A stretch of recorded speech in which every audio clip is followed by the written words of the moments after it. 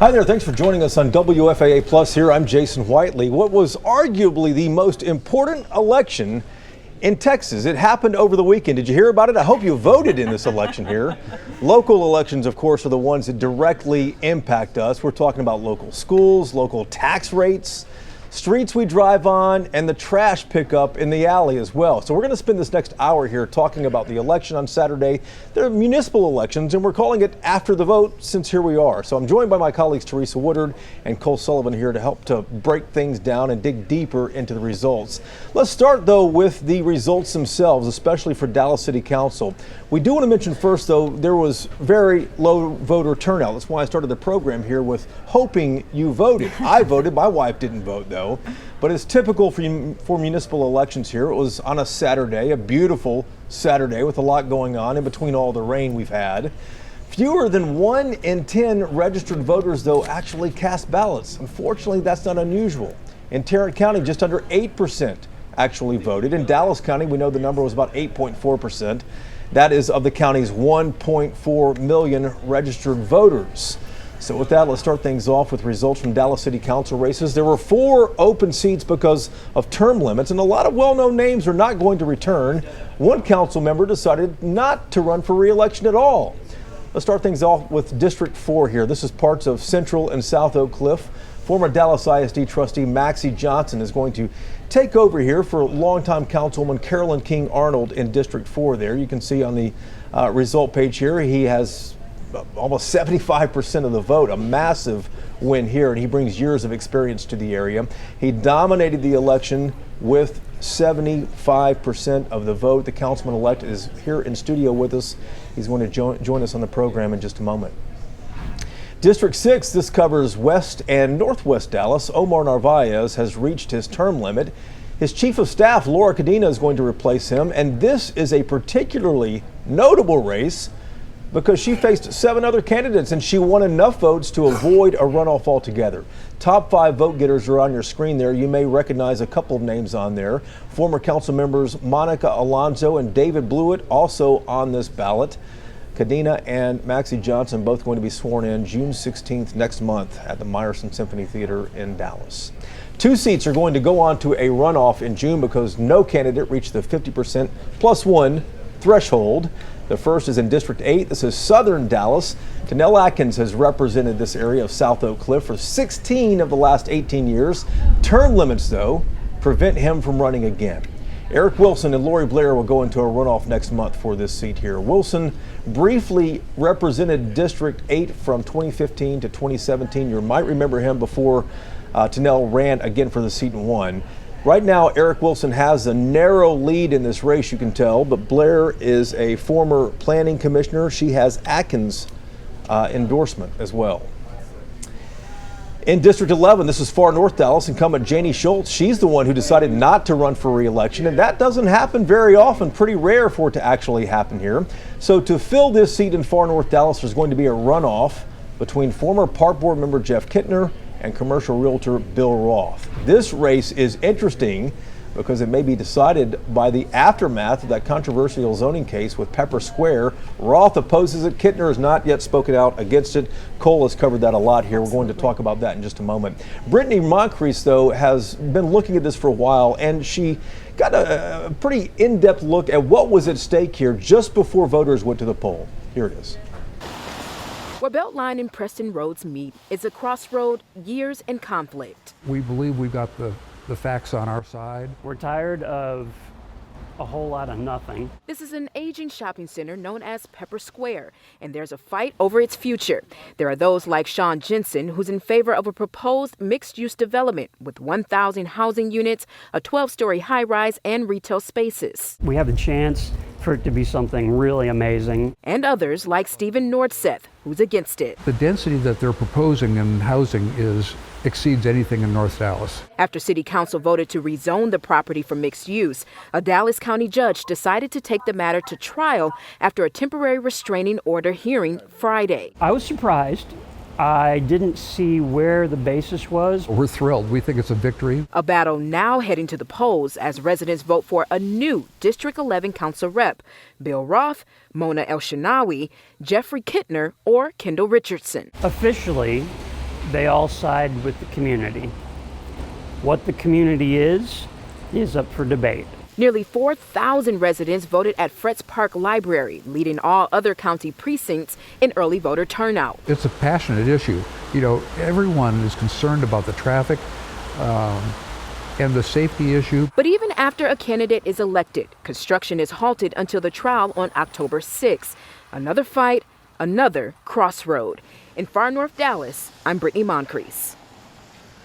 A lot at stake there with District 11, so that's definitely one to watch. But let's now bring in Councilman-elect Maxie Johnson. Maxie, good to see you. Congratulations on the win on Saturday. Thank you for allowing me to be here today. Absolutely. So big jump from you for coming from Dallas ISD School Board, going to Dallas City Council.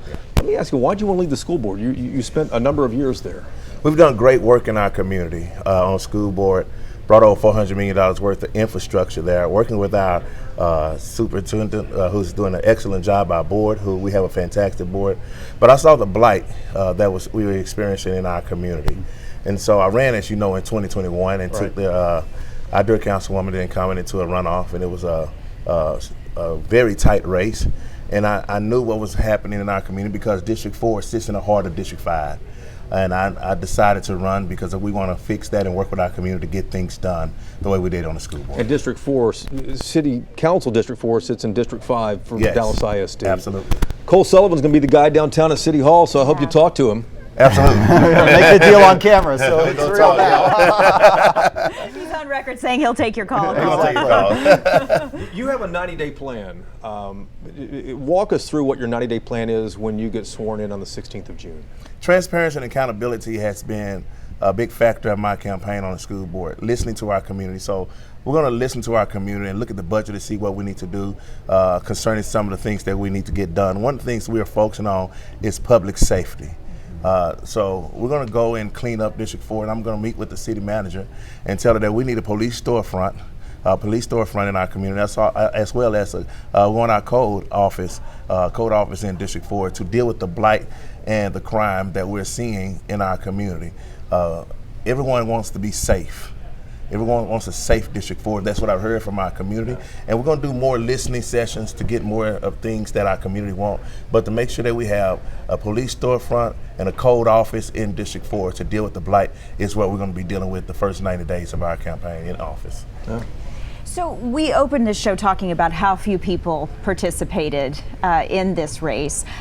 Clearly, I mean, you could call 75% of the vote a mandate in your district, but when you went around talking to people leading up to the election, what was the feeling? Did people know about municipal elections in May? Did people care about municipal elections? What did you hear from people about engagement in this community?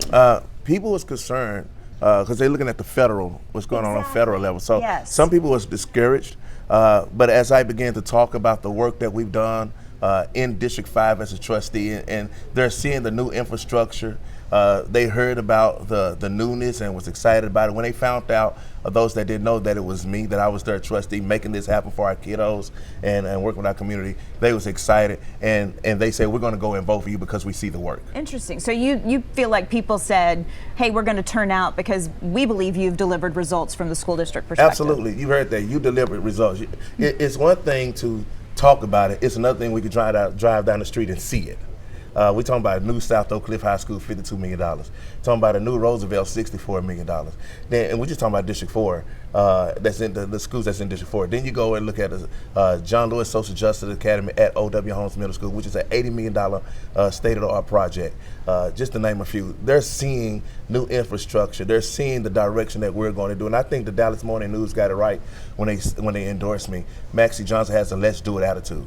And so we're going to make it happen with the community. You talk about the priorities you have in District 4 in the first 90 days. You're joining 13 other council members around the horseshoe, looking at some challenges for the city ahead, budget issues, the HERO amendments that are requiring additional officers to be hired. What do you see as the biggest challenges for this next city council term citywide?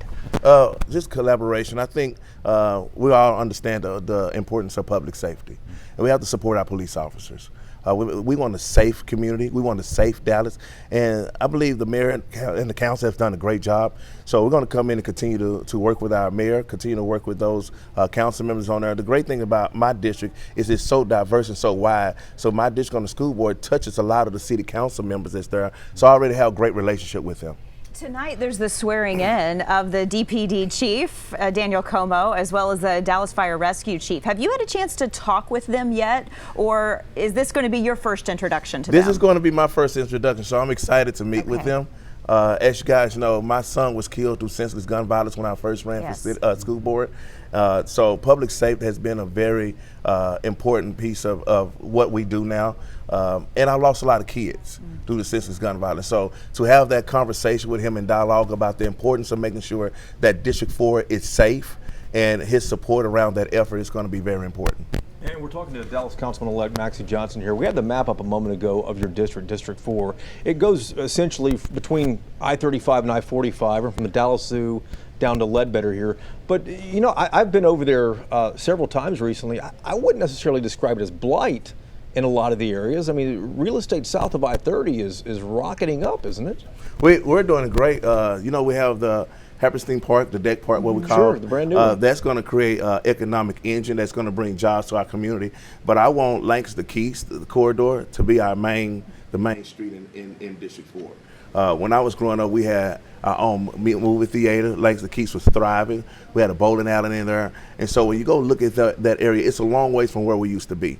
So I'm working to get downtown to speak with our city manager and make sure that she understands the importance of real economic development right in that Lancaster Keys corridor area.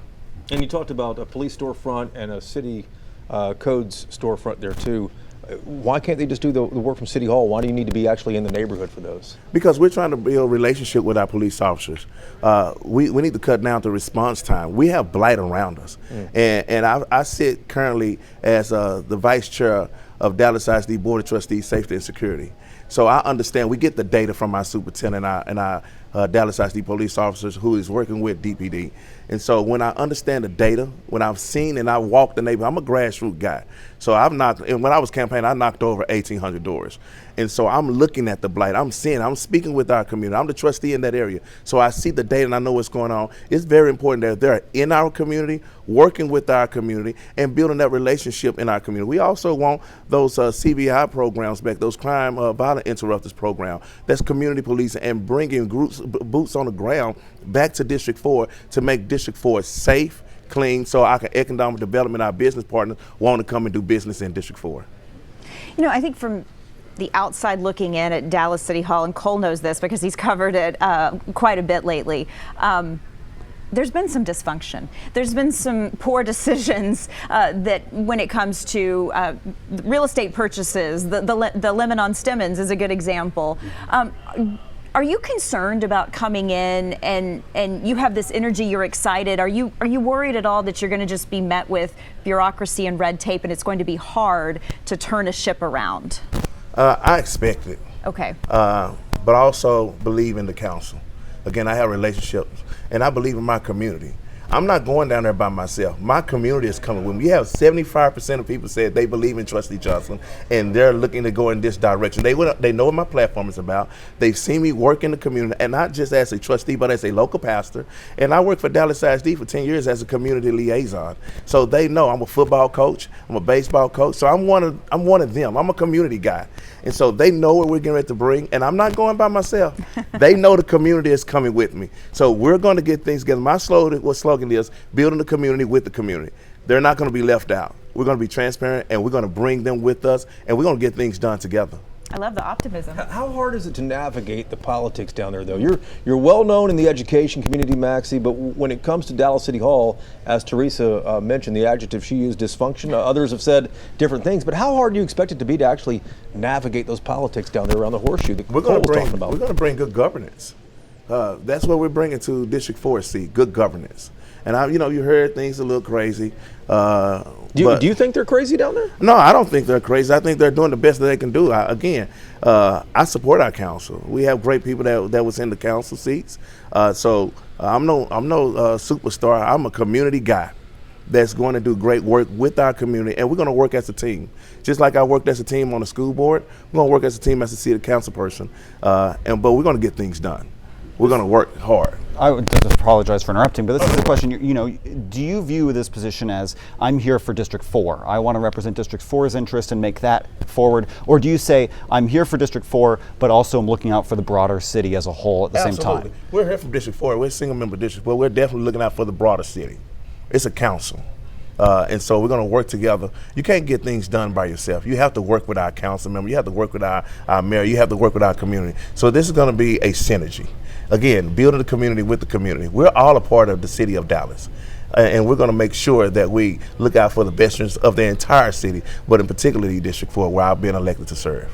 And Max, I know you've been in the community for a while. I think back to when Dwayne Caraway represented District 4 too, and he really focused on the Lancaster corridor, the new restaurants, the new development down there. When Dart came through with the line there as well, how can you build on top of that? I guess is the question, because he put out the calendars. Remember the calendars a few years ago? I do. He had the calendars out there showing, in the month of May we did this, month of June we did this, month of July we did this. I don't remember the calendars. You don't remember No, I don't. I might have one at the desk over here somewhere. But he had the calendars for a long while, and I think he was successful in helping to redevelop at least the Lancaster corridor. How can you build on top of that? Or what needs to happen to build on top of that? What we need to do is make sure that we get the community involved. Sincerely get them involved. We have not seen that in a long time.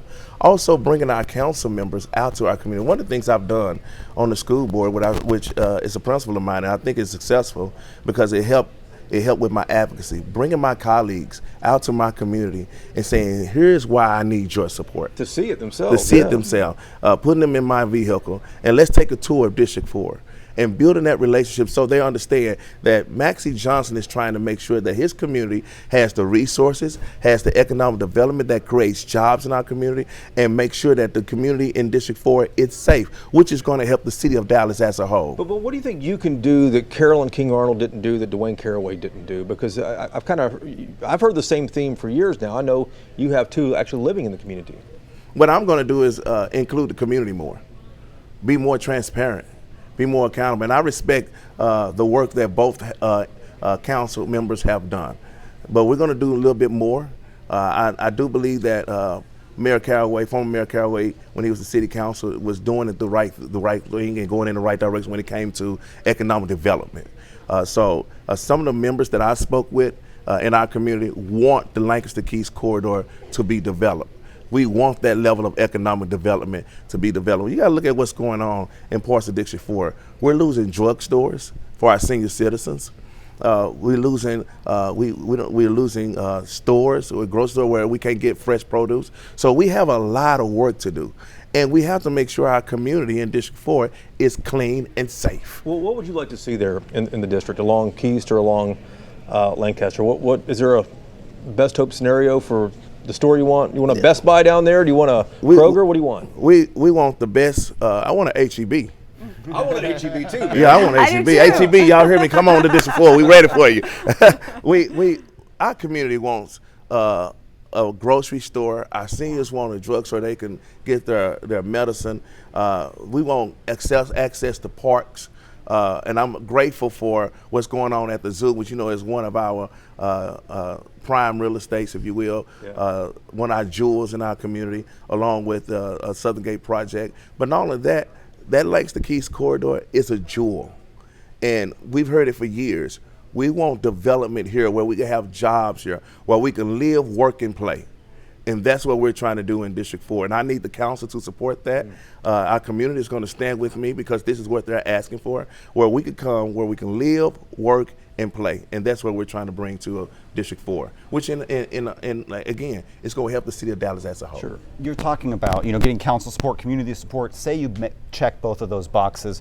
To drive development there, money is the bottom line. City money, private money, whatever it may be. And the city's going through a budget process right now. It's looking at budget cuts right now. How optimistic are you that what you're laying out as a vision is realistic and possible, even if you get council on board, for the city to say, yeah, we've got enough money to help with that? We're going to work with our city manager. We're going to look at the budget. We can't make all the decisions right now. We have to look at the budget to see where we're coming from. But I'm very optimistic that we can get things done. I believe that we have the resources to get it done and the money. So we're going to talk with her and tell her this is what our community is asking for. This is what we need to be successful in our community. And so I believe we can get it done. You talk about how important it is to bring the community on board. They're part of this process. I asked you about turnout earlier, but I want to kind of dig into those numbers. Cole did some math. I'm not the mathematician, but okay, Cole he's is. the math guy. But I'm curious to get your take on this, because there is a push to maybe say we don't need municipal elections in May anymore. We need to move this to November when there would be higher turnout. What do you think about that? Do you think that a Saturday in May is the proper time because, hey, on a Saturday people are off and they can go vote? Or do you think that on a Tuesday in November, which is traditionally, voting day, that it would be better results for the city? I believe we have to get our community excited about voting again. I don't necessarily think it has anything to do with the day. You've heard different theories, but if we're excited about our candidate, they're going to come out and vote. And so you bring excitement about when they see the work, when they see you being with them and transparent, when they see that they can pick, when they call you, you go pick up the phone and answer. When they see when they call the office, they get results and we respond to them. That's how you bring excitement. And so to me, it's more about making sure that our community is excited about the candidate. And when they're excited, they will come out and vote. You mentioned excitement, and Teresa mentioned the math earlier. It was $1.2 million is how much Dallas spent on this election, which equals out to be about $23.80 per vote in the city of Dallas. Yeah, he's the math guy. I don't know, I pretend I'm the math guy, but it's $23.80 per vote in what we saw in this election. Yeah. Sit tight here just for a second. We want to zoom out and talk about Fort Worth just for a moment here.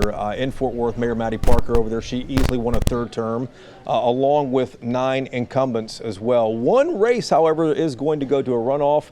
There were no outright winners at all for District 6, Fort Worth City Council. It's southwest side of the city there. Councilmember Jared Williams left his seat after 2 terms. 4 people ran for this seat. Mia Hall leads now, as you can tell, but she faces Daryl R. Davis in a runoff election next month. We also want to mention the race for Fort Worth City Council District 8 incumbent Chris Nuttles. This has been in the news a lot here. He won this one, but lots of controversy and back and forth in this race. At a candidate forum that we were there for, there was a physical and verbal confrontation that erupted between Nettles and Peyton Jackson, his opponent. Nettles claimed he was physically assaulted by Jackson. She was trying to serve papers on him. They both filed police reports against each other. Fascinating race there. And I do want to zoom out and ask you about this, though, because both of my colleagues have covered this too. You're going to have to work, Maxie, with other cities, especially when it comes to high-speed rail. Oh goodness, yeah. Do you think that has a shot at all? And District 4 is just below where the main station would be in Dallas. Yeah, I think we have a shot. Do you? Yeah. How would it benefit District 4 though? I mean, you have the zoo that you could get people down there for, but what else could you do to lure people south if they used the rail? We got to get transportation. It's going to be important. People need access to our parks. They're going to want access to the Harpstein Park. So that's one of the things that I've been advocating for on the campaign trail, bringing those kind of transportation resources for our community, for our senior citizens. Our senior citizens don't want to stay in the house all day. Yeah. They want to get out and go to the parks, go to the gym, focus on arts. So making sure that we have those transportations for our senior citizens and other community members in District 4. I think we're going to be able to get that done. It may be tough, but I'm going to be advocating to make sure it happens because we need those levels of transportation for our community. You talk about increasing transportation. There are bills filed in the state legislature right now that DART says would decimate the amount of money that they get in sales tax revenue. If those bills pass and DART ends up having to cut back services, how drastic could that be for your constituents? It's going to be drastic because some of my community depends on DART. If DART is successful, we are successful. And so that's why I'm supporting DART. I know what's going on. Our students use DART to get to school. Yeah. And so this is something that's important. We need access to transportation, and not just to go to our parks, but to go to our hospitals and even our churches. We need that DART to be successful. We need DART to be successful. And I've said that on the campaign trail, and I'm standing with DART. We need to fund it so we can increase the transportation and get things done for our community the way we need to get it done. We're talking DART, talking high-speed rail. What are the other big regional issues you think the Dallas City Council is going to face in the next couple of years? We need to make sure that we're focusing on public safety. That's going to be first and primary to me. public. The murder rates and stuff have been going down, though, haven't they, Maxie? I haven't seen the data on that. I know that I hear our mayor, sometimes he can put out reports how it's happening. But in my community, we still hear gunshots every night. And that's concerning to our senior citizens. Some of our senior citizens are afraid to come out. Even at 6 o'clock in the evening, we are hearing gunshots. So there's a problem, and we need to make sure that we're dealing with that problem. So public safety, in my opinion, is going to be always going to be the top of our list, because we need to make sure that the citizens of Dallas, especially in our community, are safe and feel safe when they go to our parks and activities that we have in District 4. Let me ask you about affordability, because insurance, property taxes, flat out affordability. It is expensive to live in Dallas. It's expensive to live in Texas. How big of a deal is that for your constituents? It's a very big deal. They're appreciating the economic development that they see. But I do hear Trustee Johnson, Pastor Johnson, I cannot afford to continue to live. I'm helping the senior right now, trying to get her resource. So we're going to focus on homestead exemptions. We're going to focus on making sure that we have a tax freeze for those that's living in District 4 in our community, some for our senior citizens. So we have a host of resources that we need to bring to the table and educate them and work with our community and our city manager and our council that we can take care of our community. But you have to bring in enough money to pay for police on the street, though. So how do you balance those? That's economic development. When you have economic development, that's going to bring more jobs and bring resources into our community. Grow the tax roll. Exactly, and that's going to help us take care of our police officers when it comes to our pension. There's no civil bullet to this. I know they've been dealing with it. Council, Mayor, I think Mayor Pro Tem Tonell Atkins is working with this. I know our mayor is concerned about this. So those are things that I'm looking at. If we create economic development, those funding from that will create that opportunity that we can help take care of our pension for our police officers and firefighters. Do you have a relationship with Mayor Johnson and some of the others that you will be working with on council? Absolutely.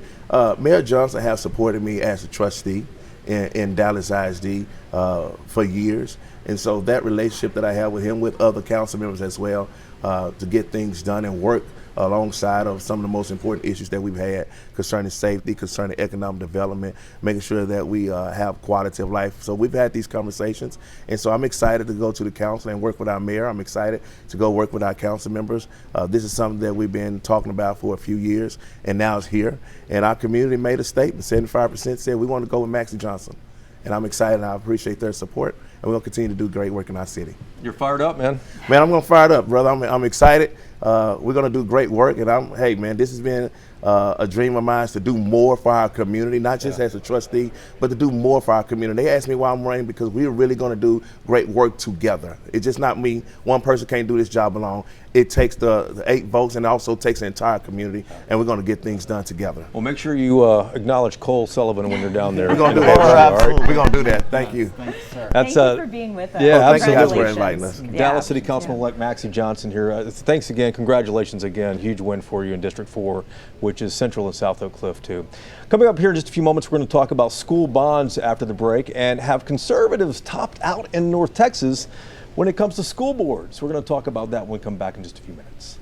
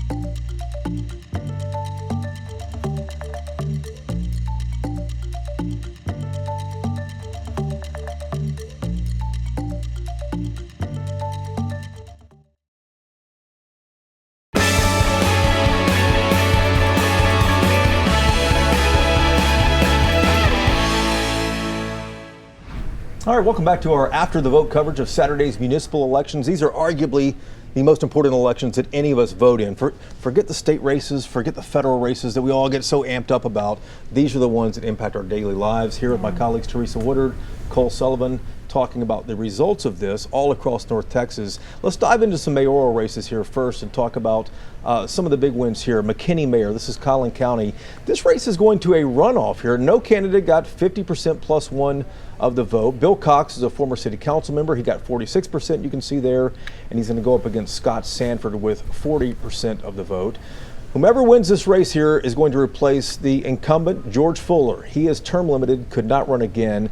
McKinney, of course, as you know, if you've been anywhere up along 75, is one of the fastest growing cities, not only in Tarrant County, but across the state. And Jason, really quickly on that, one of the biggest issues in that race was the airport, and McKinney trying to push for to be the third commercial hub in the Metroplex because it's growing so fast. The debate over the millions of dollars to spend on that was a really central issue in that mayoral race. Issue that George Fuller was a big backer of. And that issue is not done at all. No. So that's certainly something we'll be seeing in the future here too. Next door though, in Garland, the mayor's race there also going to a runoff. 6 candidates originally up for this race here. The runoff's going to be between Deborah Morris though and Dylan Hicks. Morris, as you may know, she previously served on Garland City Council. She served as Deputy Mayor Pro Tem and Mayor Pro Tem. Dylan Hendrick is in his final term there on the council. He also served on the City Planning Commission there. In Argyle, Denton County, Rick Bradford did not seek re-election as mayor, so the next mayor is going to be Ronald Schmidt. He got a majority of the votes in that race, 3/4 of the votes there. And in Richardson, this is kind of a fascinating one. You're probably going to see and hear more about it, especially if you're scrolling through social media at all. Amir Omar is the new mayor there with 54% of the vote. He defeated the incumbent Bob Doobie.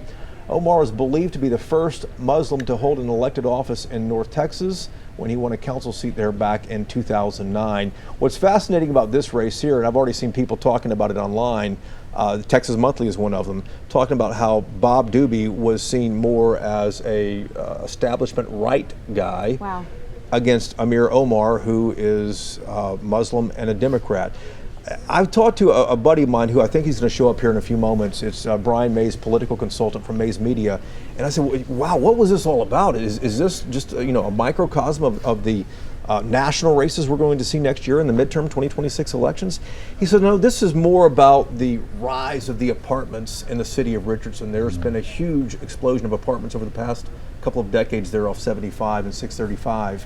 But remember, Teresa, you've been around these parts for a minute here. Are you calling me old? I don't want to date you on this thing, but at the end of the day, this area, Richardson, was well known as the telecom corridor. Oh, for sure. Anchored there in part by absolutely by Texas Instruments. I think this also could potentially speak to diversity. Richardson, North Texas is an incredibly diverse place, but Richardson is a very diverse city. And anytime that an incumbent goes down, it's a fascinating when you go in to dissect exactly what caused it. So I think there's probably quite a few things at play there. But you're right. The rise of apartments, it's a high density living area for sure in Richardson. And I think there's a lot of folks there who really are concerned. They want to know what's going to happen in the future. But I also think that, you can't discount the fact that that is a remarkably diverse area. I grew up right where Richardson and Dallas and Garland all come together. And that is a very diverse part of the Dallas area. And I think that has maybe plays a part there. And with diversity comes great restaurants. That's true as well. Richardson has fantastic restaurants. That is the truth. Yeah. Well, and I was going to add to your point, Jason, that whether this is a national trend or national politics, and these elections have so few voters in them that it feels like every election is the most local it can be, right? We talked about District 11 in Dallas with Pepper Square, a zoning fight pushing forward, so much turnout and the debate in this case. It's hard for me to subscribe to the theory that some of floated that this is national politics or backlash to President Trump or whatever it may be, when these elections of 2,000 people are decided about stop signs and apartment buildings, right? I mean, these are the most local you can get. It was interesting on Saturday night. Cole and I were watching the numbers come in, and we could see such a big difference between turnout in a place like District 11, where there was a controversial zoning issue that was driving people there, versus other places where it didn't seem like, 12 people decided to go to the polls because there just wasn't the enthusiasm. So it's hyper local. And as you said, Jason, these are some of the most important elections that we could take part in. Unfortunately, people just don't take part. And District 11, you mentioned, is far north Dallas, Dallas City Council District 11. I was looking at the final tally. I think total there's like 10,000 voters there. I was like, whoa, what happened in District 11? Why is Pepper Square. Everyone showing up there? And it's a Pepper Square development that you've covered a lot. Explain what that is real quick for people who don't live there, who don't know what it is. Yeah, Again, it's density. It's density. It's the single family versus multifamily apartment building complex. This is at Preston Road and Beltline. There's a shopping center there called Pepper Square. It's a kind of one level spread out shopping center, and the developer who owns it plans to build a much more compact, dense, mid-rise, 10-story, 6 to 10-story, 2 apartment buildings there, plus mixed use. Stores, restaurants in that space as well, adding a lot more people to that corner, right? Making it a living space. Neighborhood groups, I'm not going to get the number right, but nearly a dozen different neighborhood groups spoke out against it. And we saw city council hearings and planning commission hearings with dozens and dozens of public speakers wearing matching yellow shirts that, said, say no to Pepper Square. Eventually it got across the finish line. Now there's some litigation around it. Yeah. But by kind of firing up so many different neighborhoods and neighbors around that single issue that got them to show up to city council meetings, that I think has had the trickle down to this past Saturday's election, where they're still fired up and still want to vote for candidates who they believe will stop something like this from happening again. Yeah, like Maxie said a minute ago, if you have something to vote for, it's when you're going to show up and vote, and that's what happened here. And that's proof positive. And I do think, while we can debate the merits of moving municipal elections to November or something like that, when people care, people vote, usually. Make them care, right? I know. Tough challenge there. You know what, before we bring our next guest in here in just a moment, there's another big story happening in Tarrant County. There for years, you've seen conservatives successfully win school board and city council races there, and all of it has reshaped local government. But on Saturday, conservatives got shut out in Tarrant County. Adriana D'Alba explains what happened.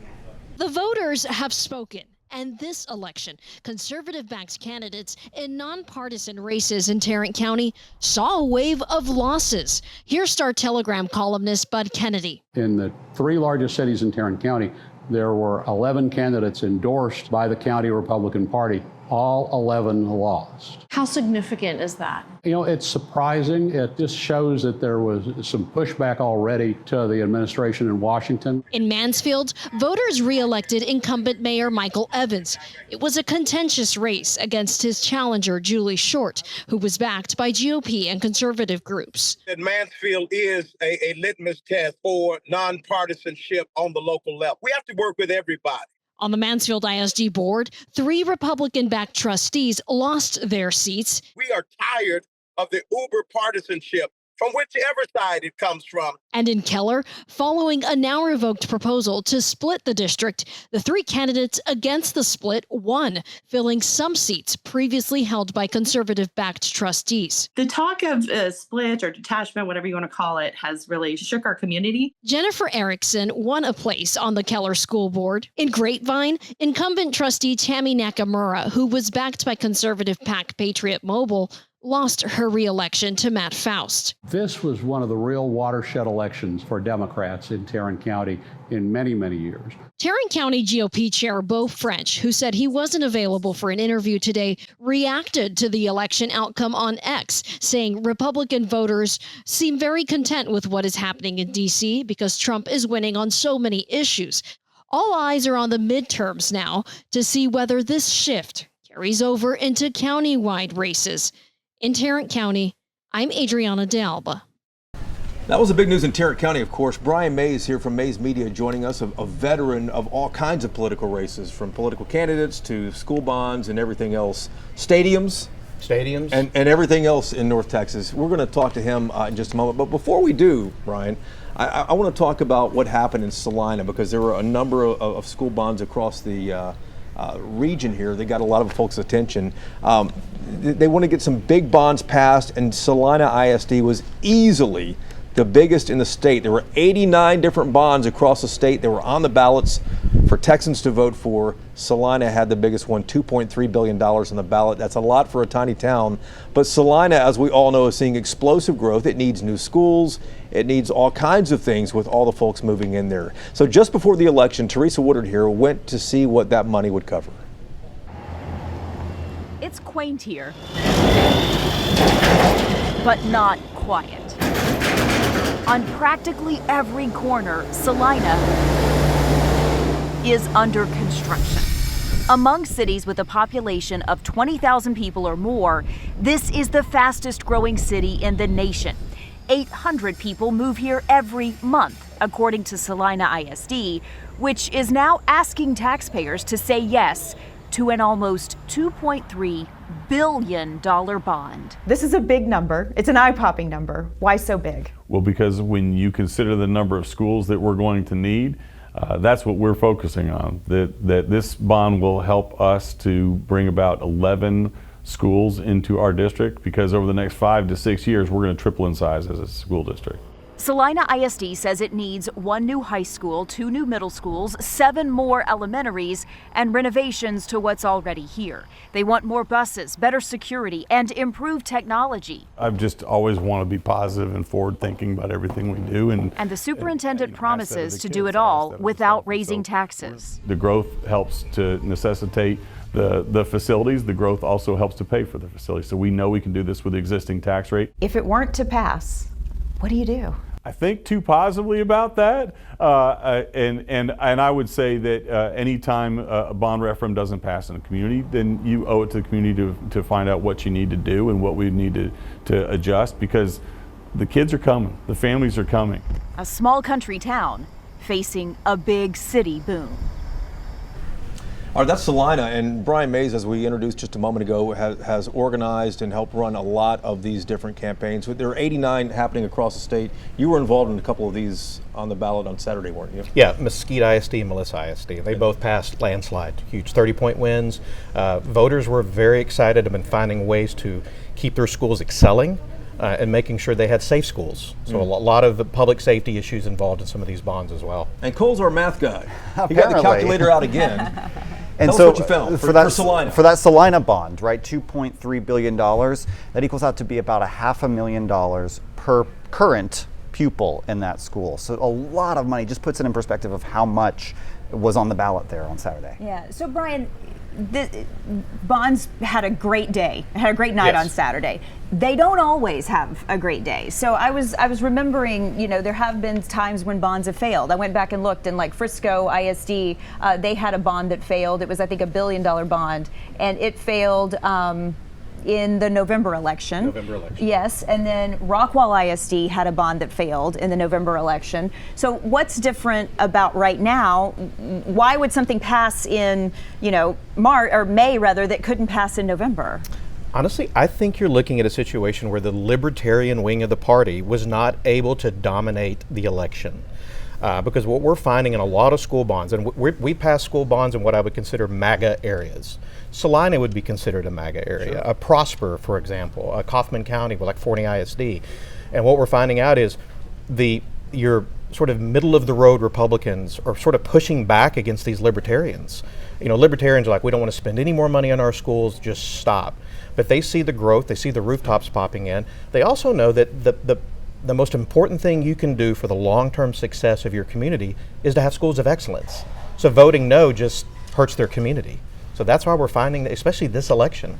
And it ties in with economic development as well. Economic development, 100%. Businesses want to come to places where their employees will have good schools for kids to go to. Exactly. You just have to look at Tarrant County this time, you know, and I'm sure we're going to get to that. But the fact that the group that is run, you know, that has been opposed to school bonds, they've been pushing libertarian candidates to run for school board. 11 out of 11 lost. They got destroyed. They spent $250,000 on one race in Grapevine, Colleyville, and she lost. So Tammy Nakamura, she's an incumbent there. What's the significance of these losses with all 11 of these Republican-endorsed candidates losing in Tarrant County? Well, I think you have to look back. That they came in with basically false accusations, right? But that's politics, Brian. Come right, on. I mean, but also voters are smart, and when you start talking to, when Republicans look at this and say, well, wait a minute, we have good schools, but they're coming in, they're trying to do just the opposite of the things that helped us have good schools. So this is the election, I think, after last year, where a lot of Republicans, business people, strong Republicans came out, especially the parents, and said, we can't let them destroy our school districts. And they voted in big numbers, and they were outspent 10-1 in some of these races. Does this have anything to do with the national conversation? Some people said, "Oh, this is already an early litmus test for the 2026 midterms." What do you make of it? I don't think so. This is an extremely schools are personal, right? Exactly. Your kids are there. You want them to have good classrooms. You don't want them to be overcrowded. Where Salina, they're adding thousands of kids a year. You look in Melissa, they're adding 5,000 new kids in the next 10 years. They don't want crowded schools. They want safe schools. They want schools of excellence. They want to make sure that their kids get a great shot of going on to college or career and succeeding. And I think they finally this time said, we're pushing back. Earlier in the hour, we were talking about the push to move municipal elections to November, right? When we talked about the November 24th, that's a very different electorate that's showing up to the polls in a presidential year that maybe is not as informed about the bond issue that this election was top of the ballot for folks. Do you think that that is one of the reasons why this has changed between November of last year and May of this year? Is the electorate's changed? Or do you think if the elections get pushed from May to November, it's an uphill battle for bonds? Well, it depends on which November. If it's a presidential or gubernatorial year, it becomes partisan. Right. But a November odd year is the same as a May voter. They tend to be older. But I think that as the information came out, that was false. That was pushed by the lady that lost in Grapevine Colleyville, the other 10 candidates that lost in these other races in Tarrant County. I think voters said, we know this is false. They're telling us this stuff. We know it's false. And Patriot Mobile and Beau French and Tim O'Hare's of the world had a really bad day on Saturday, and they've been pushing these false narratives. So, but why did they have a really good couple of years getting these candidates in the first place? Because it's hard to organize against well-spent candidates. And when Patriot Mobile is spending hundreds of thousands of dollars pushing out false information, a lot of times it takes time to respond, to put together a coalition of Republicans and conservatives and business people that say, whoa, what we're being told is false. It takes a couple of years to respond, and pro-public education activists have been slow to respond. This year they were ready, and this year they won. Does that hurt Patriot Mobile, Tim O'Hare, Beau French? Does that hurt their political capital by losing all of these races that they got into? Yeah, it depends on how many Republicans vote in a primary. Because if we keep going to that small base, the libertarian base of the party that tends to dominate primaries, for them it's a badge of honor to lie and to lose, right? It's just the way they operate. But I think a lot of Republicans are going to start asking the hard questions of, you haven't been honest with us. We know our schools are doing well. It's up to them on how they want to respond. And Beau French is the Tarrant County GOP chairman.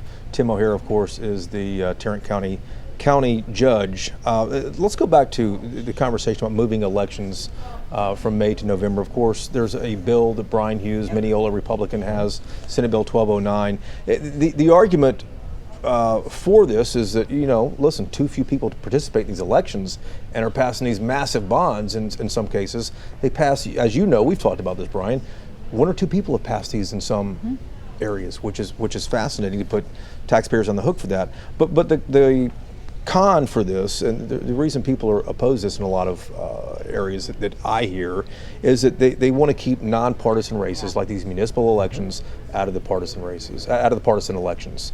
What's going to happen with this Senate Bill 1209, this push? Because it's not a new push. It's been around for a while. Well, you said it. They're tired of losing in May, so they're changing the rules, right? So, there was a bill proposed to make bonds, they must pass by 2/3 majority, which I think is going to fail. I'm sure if it made it out of committee. But again, they see that they can't win these races a lot of times on bonds to help school districts. So they're like, well, let's just change the rules. We're going to make it harder to pass. There was even a bill that harder to pass by moving to November. By moving to November, they think. Keep in mind, the Rangers Ballpark, Cowboy Stadium both won big in presidential election years. That you were involved with. Yeah, and we were involved in that. But I mean, it's Arlington. They understand the value of tourism. But yeah, yes, as an Arlington resident, I would say we do. Yes, yeah. I mean, you're reaping the benefits of this. But yeah, they're trying to change the rules and pushing them in. There was a bill that was filed last week that said if a school district spends X amount of dollars just informing the public what a bond is and what's on the bond, they have to give an equal amount to a group so they can oppose the bond using tax dollars. Tax dollars? That's how desperate the libertarian wing of the party is. They want to use tax dollars they want to spend tax dollars telling you to vote no. It's interesting that you say that, because I have heard, especially around Dallas City Hall, not as libertarian and conservative as we're talking about in Tarrant County, a similar push saying we want to move these elections to November because we think more votes is better. You're saying there's political strategy behind that too, rather than just the noble purpose of democracy being the driving force. The thing is, it is designed to a certain extent to confuse people. You have multiple races in a November ballot. In May, they're standalone. People have time to absorb the information, make an educated vote. The voters do tend to be a little bit older. And voters who vote every single election, right? They're reliable voters. Educated voters. These people that pay attention, they read the paper, they pay attention to the facts. You can't pull the wool over the eyes of a May voter. They're very smart voters. But these votes cost a lot of money, as Cole mentioned, because the turnout is so low here, and elections cost money to actually put on. They're more expensive in November. Are they really? Because per voter? Per voter, because you have to target a larger group of voters. I'm talking from a PAC side, from a vote yes effort and a vote no effort. So not from the municipal side of throwing the election, but from a campaign side of trying to win an election. Yes and no, because if a school district, they have an obligation, or a city, if they have a bond on the ballot, they are obligated to tell the voters, here's what you're voting on, here are just the facts. But if it's a November election, they're having to fight through a lot of traffic. So they're having to actually spend more money to make sure you understand what is on the bond, what are the propositions, what are they paying for. So they're actually forcing cities and governmental entities to spend more money. Wow. So we're talking about school bonds that had a good night on Saturday, but the arts project in Frisco, that failed. That's a $340 million art center that they've been trying to do for about 10 years. 20. And then, okay, there you go, 20. And then, we have seen in the past where there have been issues where parts of a bond will pass, but the part that is going to fund an arts center for a school or an athletics facility or something like that fails as well. What does that tell you about the fact that, schools had great nights, but arts didn't? It's probably priorities. Prospers and Salinas, the ISD, which again are very conservative voting areas, they're near Frisco. They're passing them in large margins. I think it's just priorities. Is an arts center a priority? That's up to the voters, and they decided it wasn't. When it comes to schools, voters right now are saying that is a priority for us. And it's not just for preparing them for college. A lot of this is career training. In Forney, they have the OC, which is an incredible facility, and these kids are learning to be, mechanics, and they're learning, how to be florists. I mean, there's so many jobs that they're learning there, and they're coming out career ready. Welders. People understand that schools are personal. It's in your neighborhood, right? So they get it. There was a lot of surprises in this election. What else was a surprise to you? I was pleasantly surprised in the Richardson mayor's race. Yeah, tell us about that, because you and I talked about that on the phone earlier today. Is that all about apartments, or is there something more we should read into the results with Bob Doobie, the incumbent mayor, getting defeated by Amir Omar? Amir has been a strong leader in that community for 20 years. He initiated a big tree planting thing that people know about. He's a very smart guy. He's a very dynamic leader. Apartments were a big issue. It wasn't that people were opposed to apartments. They were opposed to going against long planning goals of the city and just putting them up everywhere. But it was used car lots near neighborhoods. It was in areas that were not supposed to be apartments. The developers asked for tax incentives to switch. But I think a lot of it was Amir promised this new wave of sort of transparency and openness at the council, which has not always been an open council. A lot of things have been done, they weren't shining the light on them. And a lot of what Amir was hearing was people were like, this is what we want. We want to know more about what's going on at City Hall. Remember, that's a city that was known as the telecom corridor. Sure. They were getting things done. And they've gone from that to, used car lots. Yeah. Wow. And the people notice. And I know on his website you can schedule coffee with him. Yeah, And 400. I'm assuming that that's going to keep going as he is mayor. So I think that's attractive to people too. Yeah. Access and transparency. That's a big issue for a lot of folks right now, especially in these local elections. That's Yes, a good point. it's always local. It is always local. At the end of the day, Senate Bill 1209 is definitely one to watch. If you're one of these informed voters who voted on Saturday, or if you voted early in these municipal elections, Senate Bill 1209 might be moving this election to November in odd years. It has only passed the Senate. It hasn't even had a hearing yet in the House of Representatives. One of the interesting things about that is also what the impact will be on incumbents if they get an extra number of months in office, essentially, if the election gets pushed from maybe November. If it gets pushed, they get an extra 6 or 7 months. That's a good point on that, too. Thanks so much for watching our After the Vote special here. Of course, you can find all of our election results at WFAA.com. Brian Mays from Mays Media, thank you so much. Cole Sullivan, our City Hall reporter in Dallas. Teresa Woodard, senior reporter at WFAA. We all appreciate you watching, and we will see you a little later here on WFAA+.